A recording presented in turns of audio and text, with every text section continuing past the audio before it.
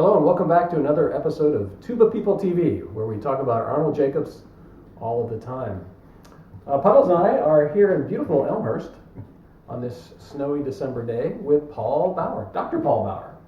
I was there when you started that at Yes, you were. Paul's an old, long-time friend. Well, maybe old, but certainly long-time friend. Paul and I were at Northwestern University together, and you earned your DMA there, right. And you're now the director of the School of Music at Northern Illinois University. That's right. And an active bass trombone freelancer in Chicago. Welcome. Well, it's wonderful to have you here. Thank you. And it's just, as you said, we reminisce and lots of great memories performing together at school at Northwestern. I have to say, when I walked into to Northwestern and the first time I sat down next to Paul, I couldn't believe what I was hearing, because it was so amazing. It was so amazing. I'd never experienced bass trombone playing at that level. So, in addition to your director position at NIU, you had some studies with Mr. Jacobs, and you played in the Chicago Symphony. You were in Civic and first call sub for the CSO and that sort of thing. I wondered, do you remember anything about the first lesson or two with Mr. Jacobs? Well, my first contact with him was summer of 1981, and I was teaching at Southwest Missouri State University. Now it's known as Missouri State University, and in a one-year replacement for sabbatical, and I was going to start my doctorate at Northwestern in the fall. And so they had summer workshops available, and so I started early and made a road trip up to Chicago for a week. And I think the mornings, if I'm not mistaken, were Arnold Jacobs giving master class or a session that would last for 3 hours or so, and the afternoons were Dale Clevenger. And so I spent the week up there in those classes, and so with Jake, we had the class. He would have people come up and demonstrate, and he would immediately react to each of these people, what certain issues they might be having and how you might address them. And so I remember hearing some terrific players, but for me, he had me come up on stage. I played some. I don't remember playing much of anything. He pretty much stopped me pretty quickly. And let's talk about this and that. But my most memorable thing is he had me lay down on the stage, and he had Susan K. Smith. Susan K. Come up, fine trombonist, and rather petite actually, but sound twice as big as she was, right? And she and I had actually rode up together. We drove up from. I brought her up from Texas, and so we shared the ride. And he had her stand on my chest and my abdomen, right? As a matter of demonstrating just how strong your abdominal muscles were, and breathing and blowing, right? And here's a way we can demonstrate this. And I didn't think much of it, but afterwards, and people took pictures, Susan realized she was wearing a skirt and was wondering if I was inappropriate in a way, which I assure everyone I was not. But I do, so these things swirl in my mind as to my first experience with Jake and his master class, and his quick, and then of course his easy conversational style and command of the physiology and how the brain worked and the whole sort of wind mechanism and talking about the fifth and seventh cranial nerves and all kinds of throwing in the Latin and all that sort of medical terms, and I was just sort of trying to take that all in, but in the end he really focused on wind and song and a most simple concept, the most simple concepts possible, and I found that to carry through when I started to see him as an individual student. That's what we focused on.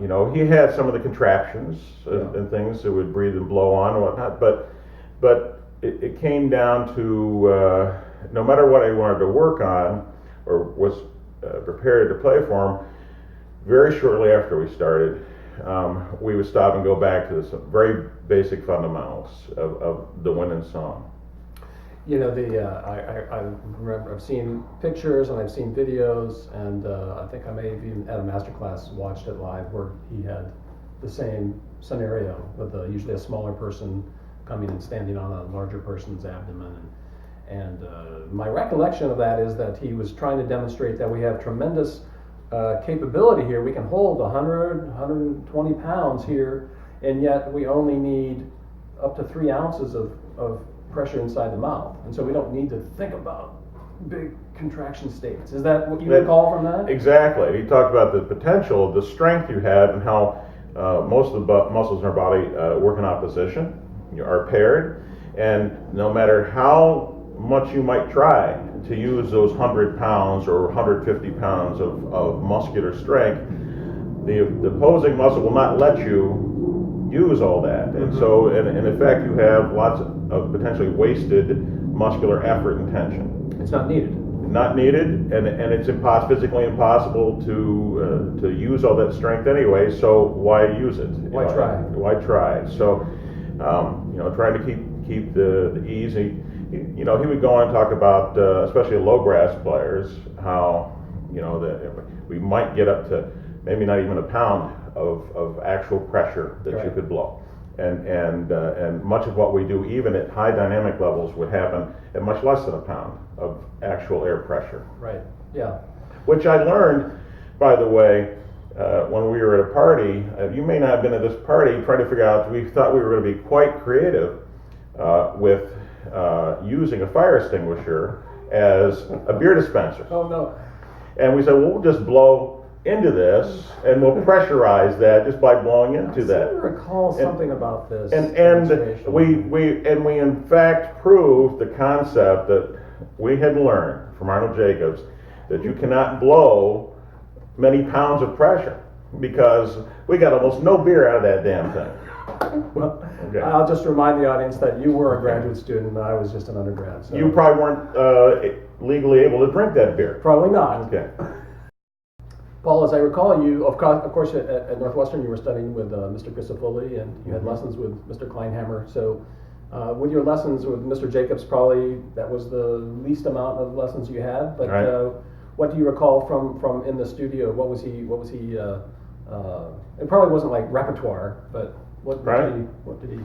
Well, it's interesting because he would work with vocalists. He'd work with woodwind instrumentalists and brass and high brass, low brass, and how can anyone know all the repertoire? I mean, so it wouldn't be focusing on those aspects. And like you mentioned, I studied with Frank Crisafulli and Ed Kleinhammer and Arnold Jacobs, and what I found rather interesting with all three of them is they didn't really, the concepts and principles that we dwelt on in each of those lessons didn't really work against each other at all. And with some teachers you might work with on similar repertoire or similar approaches, and they would give you different things to think about and be difficult. I got to choose one or the other. I can't be doing both of these. They're working in opposition or whatever. But I found that I could take something from each of the three, and there wasn't much contrast or conflict at all. And so, what you might expect since they played together for so many years, but at the same time they came at this from some different angles. With Jake, I would come in, I'd be prepared on repertoire. Generally, I'm working on orchestral repertoire when I was seeing these teachers, and of course that's one of the reasons I came to Chicago, because of the reputation of the orchestral brass section, and what could I get from in that course of study. So I would come in, I would be very intense, very focused. I had some skill, since I'm working on my doctorate at Northwestern. I've been at this a little bit, right. and so I'm working hard at this, and so I'm pretty well prepared on the technique. I'm pretty well know the certain, I guess, more technical aspects, even the art of it. Some of the expressive, interpretive aspects. And so I'm ready to dive in this and get him to help me with the subtle, get it to be that much better, that much more musical, that much whatever. It's almost like an athletic, trying to improve things. And I come in and play for him, and typically what happened, I'd get about 6-8 measures, and then we sort of stopped, and I might have been thinking we're going to go this direction, and he said, all right, now, we could take a left turn, and we wouldn't focus on the technique, we wouldn't focus on the interpretation so much, other than approach it in singing style. And there would be lots of discussion about just getting things to work, as we mentioned, with let's not get excess tension unnecessarily, but focusing on wind and song, and trying to get things untangled so that my preparation, the skill that I have, and all these other aspects are freed to realize their fullest potential by me not being all tangled up mentally, physically, just keeping the ease of things in a flow. Yeah. And flow. Yeah. Flow was important, and so it was a very calming time. And I would imagine he probably spent a lot of time calming people down. Yeah, I remember along these lines him saying that it was difficult for him to work strictly on the music when certain prejudicial physical manifestations were present, and like untangling people, getting people to play with less tension. I mean, I think he would do it if he felt that that's what the player really was going to benefit from. He would proceed. But I know if he saw somebody in his studio that was kind of tense, he would really work on that. Then these things could come out. The music could come out. And obviously, I mean, he saw a number of people who had come to him as a teacher of last resort, people who were so bound up, so tied up in a knot that other teachers were not able to help them get unwound. And so he worked with these desperation folks and helped many of them. And I think I take this, and I've taken this in my own teaching, sometimes I am a little frustrated to see other teachers who focus on the surface aspects. Oh, let's work on the articulation. Let's work on certain other aspects that are not at all what the root of the problem is. The root is much deeper. They simply aren't breathing and blowing in a way that's going to support good articulation, or consistent articulation, or consistent intonation, or consistent control of range, or tone quality, or whatever. And it comes back down to, let's focus on what is going to enable the student and musician to realize their fullest potential. And so often it's just so simple, and that's what and you might think, boy, I'm paying a lot of money, or it's a lot of extra effort to travel to Chicago or whatever to get to this person, and we're talking about some simple things. But it really, I think, has created the most impact, I think, on some players. Yeah, I think you're right. That's a very good point. Paul, as we know, you studied with Mr. Crisafulli at Northwestern, and then you had extra on the side lessons with Mr. Kleinhammer. Maybe could you talk about both of those gentlemen? Sure. That experience. Well, I think those lessons in particular complemented each other very well. Crisafulli, like Jacobs, was a lot more about getting relaxed and getting things to flow. I mean, he'd work on technique, but actually, in the orchestra, the trombone doesn't need quite the technique that many of the instruments need. And even the tuba in some cases. And so, we're working constantly, forever, on our legato articulation to mimic the slurs that everyone else does. So, and that requires great flow, and you're messing around with the articulation to not stop the air, and working in bass trombone, the register where your tongue's probably coming between your teeth and almost hitting the lip, and it's like, you're walking a fine line to be able to mimic the slurring of the other instruments. So we spend so much time on that, the flow and whatnot, and it's so much so that Crisafulli, who played in the orchestra many years, more than 40 years, the Chicago Symphony, and you could tell when something important, technically demanding was coming up, because he would actually hear him practicing a little bit on some of this, and it was usually a Rossini overture. Right. Like La Gazzaladra or something like that, William Tell, and so he would he'd practice that, But other than that, he would demonstrate in lessons, and I have to say, I felt like, it's not a contest who's most musical, but I just felt like, he was a tremendous musician and a trombonist in the section. In the second trombone, you've got to balance. I've got to match pitch with this person on the left, the person on the right. You're not playing the root of the chord too often. You're playing that critical third quite often. But at any rate, you're the negotiator to make the rest of the section sound good. Yeah. And so he maintained very good playing technique, and he had a tremendous ear and tremendous musical sense about him.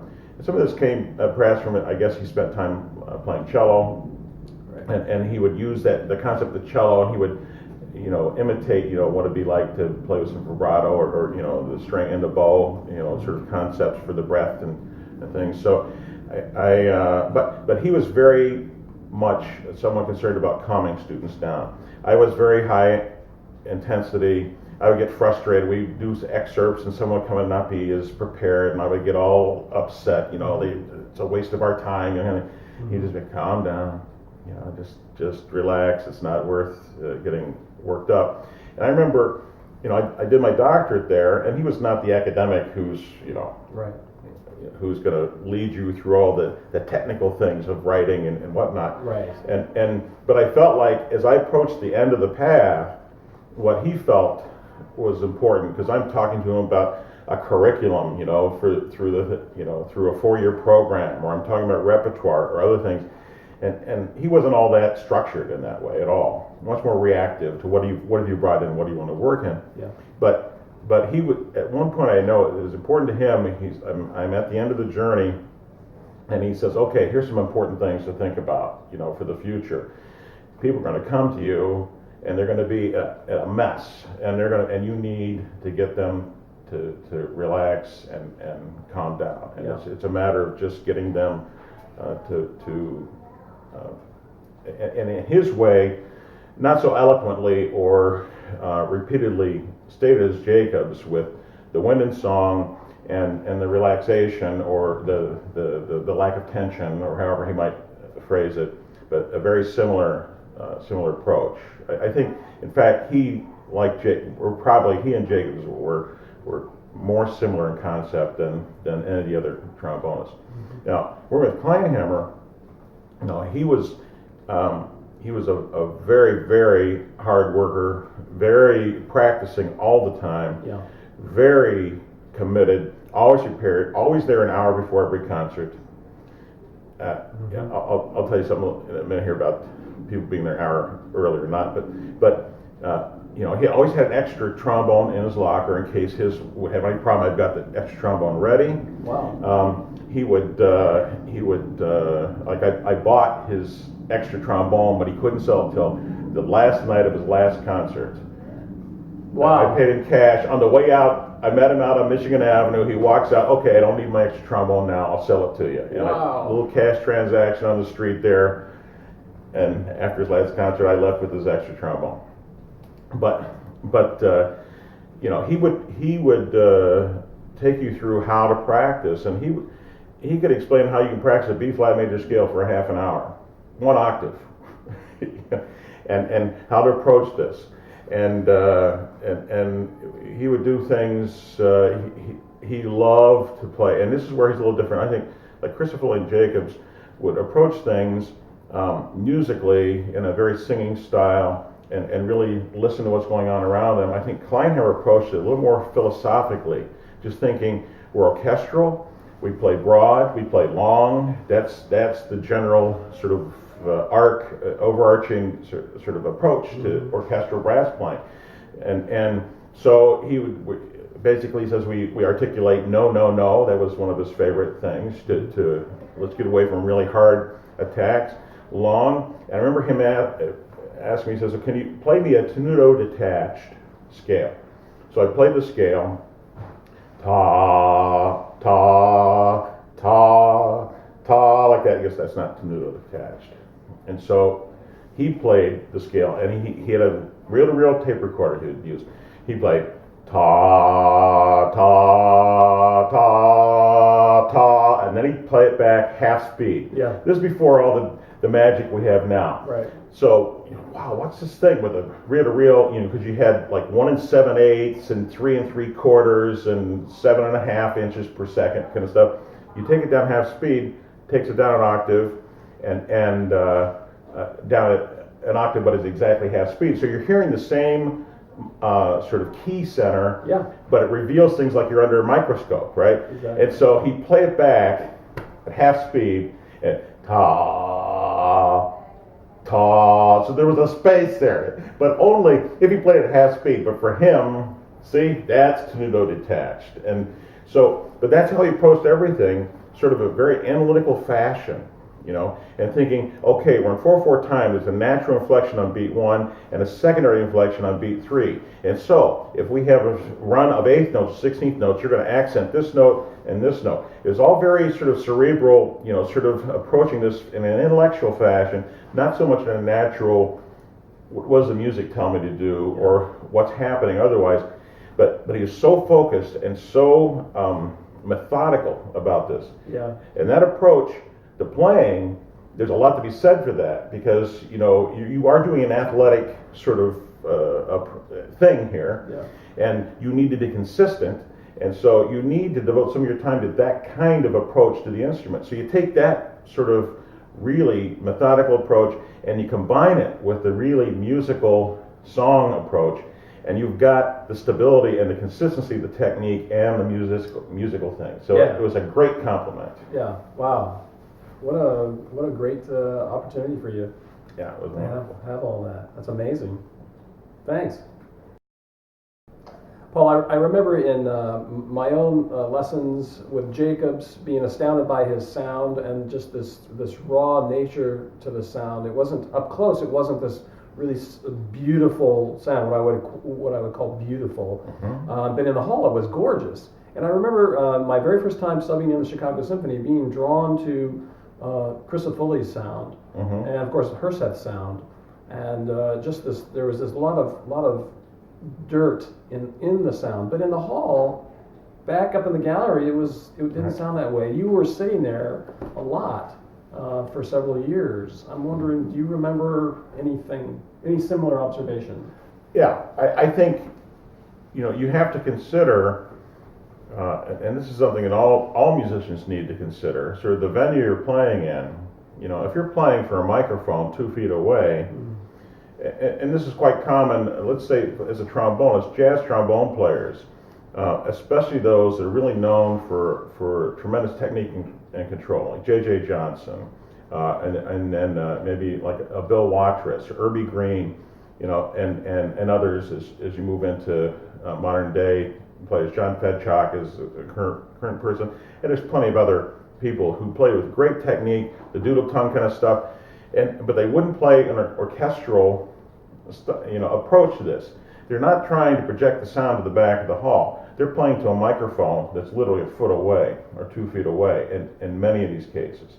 And then they develop their technique, with that on a consistent day-to-day basis. And so, they're developing tremendous, facility and technique as that, but it's a very different sound. It's a very close mic sound. So when you get into a big hall, you're not playing just for the people in front of you or even just for the conductor. You're playing to get the sound out there in a large room. And a lot of us who were in school always thought, even though you couldn't see the players up close, the gallery is one of the best places to hear the sound. Gallery was the top balcony, the furthest away seats, so the cheapest seats too. And so it worked out well. But some of the best sound was there. And so you have to, as a player, have enough sophistication and understand what it's going to sound like, not just at the end of the bell. And it's a little bit like us trying to imagine what our voice sounds like. Any of us listen to recording ourselves, we don't sound the same out there as we do to ourselves. And so, as musicians, an orchestral section where you're playing to project, even at a soft level, you're playing to project. So it's not a matter of just volume. It's getting the sound out there and a character of the sound that's being communicated to the audience. And so, yeah, it might sound a little dirty, a little gritty, or something about it up close, but the whole room adds resonance to the sound.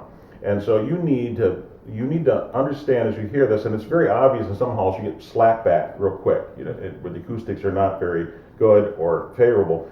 And so that's very obvious. Everybody can hear that. Well, you got to hear it when it's not bad acoustics, when there's just the resonance of the room. And so now you know the character of the tone. You're evaluating that constantly and how that's projecting and what it's projecting out there. And so I think, some of the sounds, and this is something I just talked about, contrasting teaching styles of Crisafulli and Kleinhammer. I think here, with Kleinhammer working very stoically and so meticulously on the scale and on the tone. Once I played for him, I wasn't happy with the sound. I get to the end and I was like, oh, that wasn't very good. And he thought what he was looking for, it was fine. I think he was thinking about rhythm and other things like that, but I didn't like the sound. And because I was very concerned about the character of the sound and what was going to project. And I think for him, for instance, he moved to a system, trying to break new ground. He was the one who helped develop the Shoki 60 mouthpiece. His name's not on it. It's one of the few models that doesn't have a name, but he's the one who helped develop that mouthpiece. He moved towards, he wanted a sound that would blend with the string basses and not be too edgy. Right, that would have this more diffuse character. Well, to give that kind of sound, he thought, let's try some different things. He had a horn custom made, a bell of a Williams bass trombone. Williams was better known for jazz trombones, smaller bore things. I didn't even realize Williams made any bass trombones. It was like when Benj first started out, very small thing, and then grew. This is like how Williams was, I think, a California company, and. So at any rate, he had a Williams bass trombone bell. I don't know where he got it. I don't know where the tuning slide. That might have been that. And then he had other valves put on it, and he had maybe a box slide. I don't know. But he would try these different things because intellectually he figured this is going to be where I need to go. And then he started playing with no lead pipe. And so, which I don't know who else was doing it. Maybe he was the first. So he would call it a set piece. It was just a thing to hold the mouthpiece in there. And so, most instruments, brass instruments they all have a lead pipe, which tapers out and has a shape, and it might narrow down and spread out, and there can be different lengths. And a trombone, you don't realize they're there because it's hidden within the inner slide tube, and most people don't even know what their lead pipe looks like on a trombone. Yeah. So he took us out, and he played, and immediately you have this more diffuse sound that does blend very easily, and you could play very loudly, and it doesn't edge out or get too raspy too quickly. And so these are all things he was looking for. Yes, check. This is all what I'm looking for. For me, and this people would look at the prominent players, oh, he plays no lead pipe, I'll play with no lead pipe. For me, it lacked the trombone character. And so you don't sound as much like a tenor trombone, absolutely. And that's not what he was looking for. But I want to blend with the trombones. And so I prefer a lead pipe, that makes me sound more like a trombone. You can have lead pipes though that work more towards that open sound, and so now you can buy all kinds of different variations now. But because of that, it was a very different approach, and it wasn't necessarily analyzed how does this sound. It was more how mechanically can I put something together that's going to take me more towards the direction. Whereas I think Jake and Crisafulli, Herseth, we're much more sort of analyzing what am I hearing, how am I adjusting this, and I have to say it was one thing I very much appreciated when I played with these folks. They never asked me what kind of equipment I was playing on, never. I played a King trombone with the Chicago Symphony. Most people would be absolutely shocked. I played Rheingold on a King trombone on the bottom part. The symphony didn't own a contrabass, so you had to bring your own instrument. And it was sort of a custom model and whatnot with some things. It wasn't just a pure King. But most people know King is like a jazz instrument, brittle, narrow bore, penetrating, not thick and orchestral, or broad. And so some of this is what you bring with the sound you have in your head, right? Yeah, and the mouthpiece and other things. But most teachers, orchestral trombone teachers, I think, if I would have walked in and they saw King on that bell, they would say, "What are you doing?" and they would have said, you need to be playing, a Bach, or you need to be playing whatever, a Kahn or a Bach or something like this. And so they just responded, and this is what I really appreciate with Jake, with Crystal Foley, but not just responded to the sound I projected, my concept of tone, and this comes back again then to the sound in the hall, not being so worried about how things look, intellectually how it's designed, what are the components. Crystal Foley would play on a Holton for a while. Then he was very good friends with Reynold Schilke, and Schilke started making trombone. He wanted him to play on it, so he started playing Schilke's, trombone for a while. And he went back to something else. Jake played on York tubas. Nobody else was playing on York tubas that I knew of, whatever. And so, we didn't worry about what the brand was, what does it sound like, and the personal concept of sound, and how is it projecting in the hall. Yeah, I mean, to me, it's just the concept I try to get with my students is it's like stage makeup. Mm-hmm. When you see an actor up close, backstage, they look hideous. Yes. And that's sort of the way the sound was, and I had to recalibrate my whole idea of what beautiful is. When I first heard Jake sound, I was like, that is not beautiful, but yet, oh wait, it really is beautiful. It's amazing. Perfect! Paul, you were in Civic, and so you were first call sub for bass trombone in the CSO. As I recall, you played dozens of concerts with them. What are some of your highlight memories? So I played in Civic for 2 years and played with some terrific colleagues. One of the principal was Tim Myers, who plays in St. Louis, one of the most gifted trombonists I've ever played with. And so we were very fortunate. The first thing I played with them was Janacek's Sinfonietta. So they brought in all these extra brass players, and Chikowitz came in and played because he wasn't hardly playing at all for anything then, and so it was great to see him there. And Tim Myers is playing euphonium, like he would always play. When they wanted euphonium, they would call him to play, and so I got to play, fourth or so, the bass trombone part. I don't know. Whenever I played, Kleiner would just let me slide over to that's your chair. So I was always between Jacobs and Kleinhammer, and then when Kleinhammer retired, then I was between Jacobs and Chris Foley. So it was amazing, those experiences. So. And things accumulated over time, played different pieces. I got to play Gruppen for 3 orchestras by Stockhausen with Claudio Abbado playing, and it was pretty bizarre stuff, and playing on a contrabass with a double slide. I actually went and borrowed one, to play that. But when Kleinhammer retired, then I got to play a whole month with the symphony. They rotated. They chose, there was about 4 of us maybe that each got a month. I think during Ravinia I got to do a whole week. I remember, you dwell sometimes on these little things. I remember played Franck D minor symphony, and there's a place there where you're in octaves with the principal trumpet, so I'm playing a duet with Bud Ursith, kind of thing. And it's a risky thing. You've got this leap of a tenth up to a high A for bass trombone, and minus, that's high for us, right? And remember playing that, and remember seeing the end of the concert. Bud Ursith, I don't ever said a word to me, but he looked at me, gave me a thumbs up, that meant a lot to me, and so some of these things you sort of dwell on reinforces the experience, and that you've got a good concept, you're proceeding well on these things. But I playing with the section it's a very interesting kind of thing. I already pointed out how great musicians, great work ethic, great sound concepts. Obviously, they had established, these folks in the low brass had established themselves through late 50s and definitely the 60s, because New York was the brass section before, the sound, and then Chicago comes on, especially in the 60s. Mm-hmm. And so these are the players, and they work together every day. And most people realize Christopher Foley and Kleinhammer didn't have a good personal relationship, although it's my understanding very early in the career they actually socialized together, and there was a falling out, whatever, and yet they still had to play together, and they did. And what I found very interesting, playing the Civic section, we had some very talented players, very green, but we had Peter Warhaftig on tuba, and then Rex Martin was playing in there, and so we had some solid players through the low brass, especially with Tim Myers on the first part. And the intonation would lock in instantly. We had very good ears. We didn't have the maturity of the interpretation. We didn't know what we were doing, a lot of the time, but we could play in tune.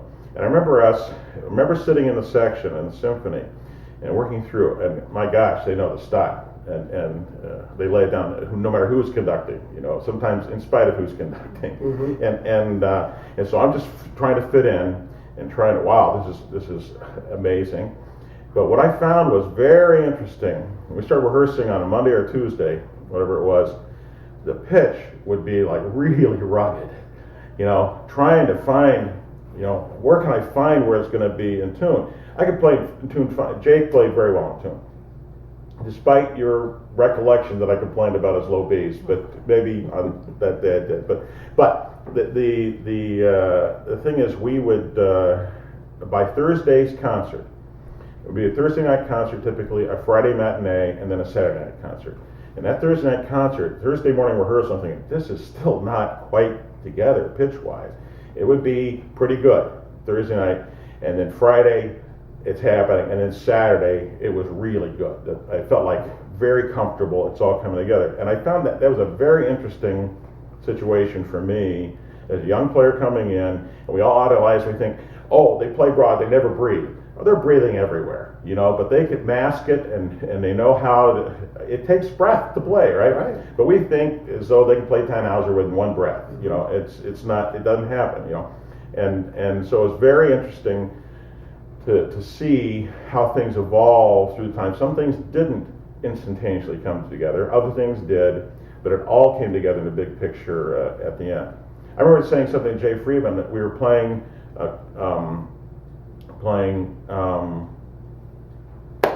Copland's Third Symphony. Symphony had never performed this. Leinsdorf was conducting. Mm-hmm. The final movement is like fanfare for the common man. Up is half step. Yeah. And it has a section that's a lot like Tannhauser or Heuser, whatever you want to say. And it goes on and on and on. I finally said something to Jay Freeman. I said, I don't know what I'm doing, but I don't know if I can sustain this all the way through and make it all the way through. And I was in good shape. And he says, are you crazy? You can't play that sustained all the way through, And so it was really fun, to be part of all that and to see and sort of see behind the curtain a little bit how this works. And some of that is the hall that helps. And here again, listening to what's coming out the end of the horn, but it was between all these little things, Did you, were there any pre-concert rituals that you noticed with Jake or Chris Foley or Kleinhammer or Bauer? So, Kleinhammer, always there an hour early. I heard stories of like they have blizzards and stuff. He'd still be down there an hour early, ready to go, and they might even cancel the concert. And so, but Jacobs seemed to be, I didn't know anything in particular there. He'd always have an array of mouthpieces on his stand. You would think he'd have it figured out, but he just whatever he felt would be right for the moment, he might go with. Chris Foley would show up rather close to concert time. But it was kind of what I found interesting, at the end of the concert, he'd just take his horn and put it in his locker. Wouldn't take it apart, just put it in the locker, leaning up. And during the breaks, he was playing cards all the time. There was a regular card game always going on, and so he was really interested in that.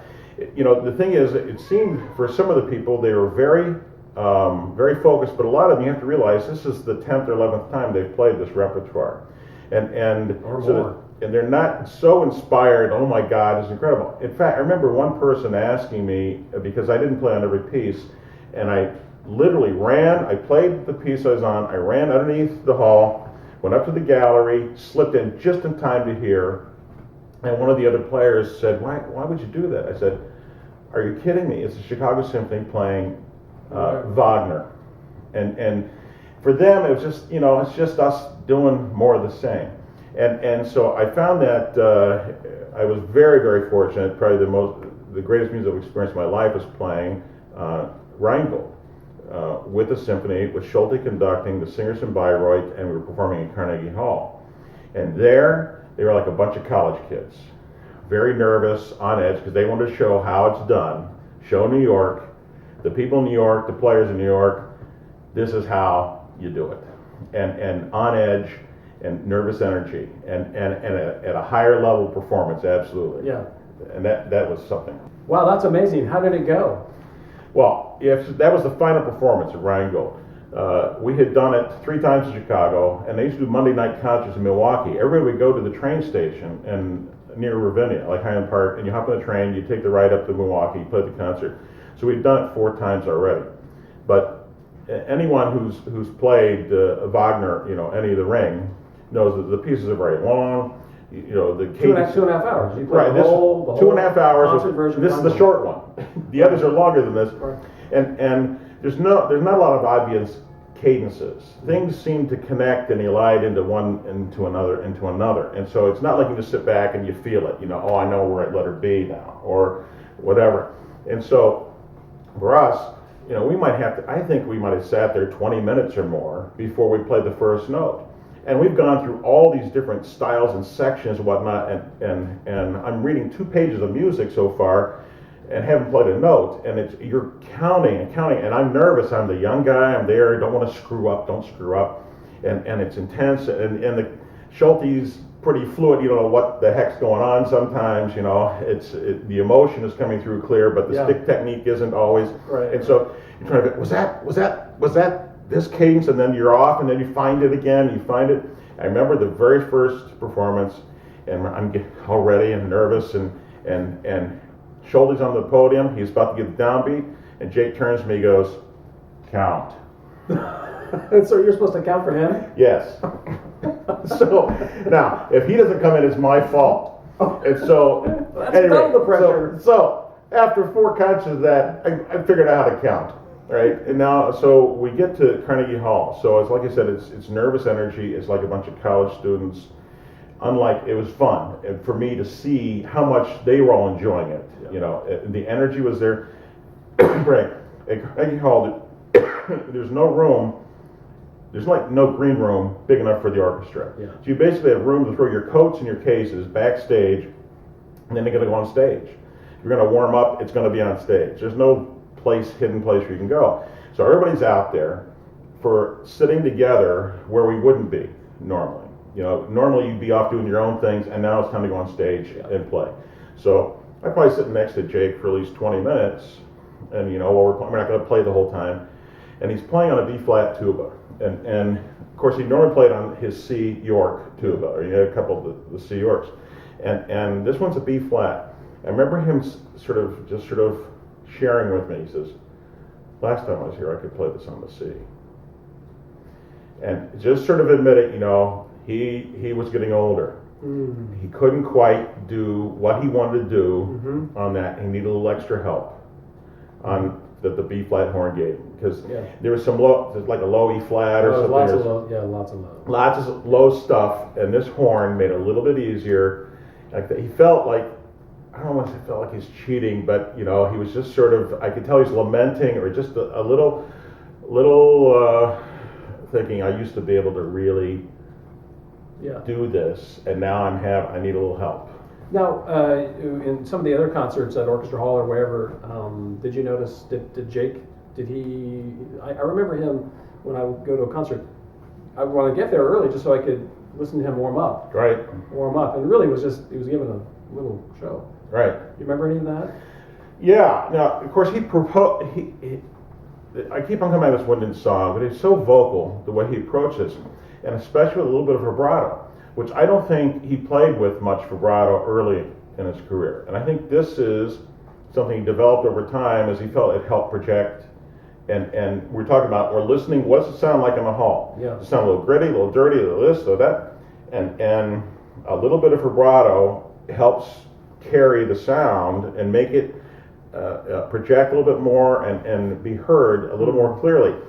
I have to say, I find this on my own playing. I'm just recently playing something, and I feel like I'm getting just a tiny bit of vibrato in some of this stuff, and I feel like it's not that I need the help, but I feel like it's without pushing harder and playing stronger, it helps. It's just that one little bit of extra boost that makes it work and gives it really good character without getting out of character inappropriately. Right. And so I think he tended to rely on a little help from vibrato later on in his career, more so than early. And so you would hear, it was vocal. You know, I guess those of us study music, you hear opera and classical voice approach to things. And so vibrato is the natural way to sing, you know, or that's what is cultivated, is what's expected. And so for us, that's what we hear. And he was so free and effortless in his approach and agile. You know, kind of stuff like this come through. So often you're hearing, sometimes people are just so, it's like they're running with lead weights and you know, it's so mechanical, and the stuff isn't as facile, you know, or clear. And you know, so he had a clarity to his articulation. He had a lightness, while he could still give plenty of body and weight. And this was all revealed, you know, as he's warming up and in his playing. And it was fun to listen to him, you know, go through the paces as he's getting ready. Oh, what a great opportunity to be able to sit next to that and hear him warming up while you're warming up. And right. Well, so you know, another little thing, like they didn't never look twice at me. What are you playing on? But we get to the end of Rheingold. So yes, how'd it go? 2.5 hours. You're sweating. You're sticking to the chair. You know, and I've already done it a few times, and now we're in Carnegie Hall. And so he's like, you know, Jake's, you know, it's just amazing stuff. But for the bass trombonist, there's a couple excerpts from this that are on every audition that you've been practicing for years, and you almost never get to play in a orchestral situation. And here I'm playing with, you know, arguably, you know, the finest opportunities ever, you know, in the world, probably for that year for Rheingold, you know, short of being at Bayreuth or someplace. So great experience.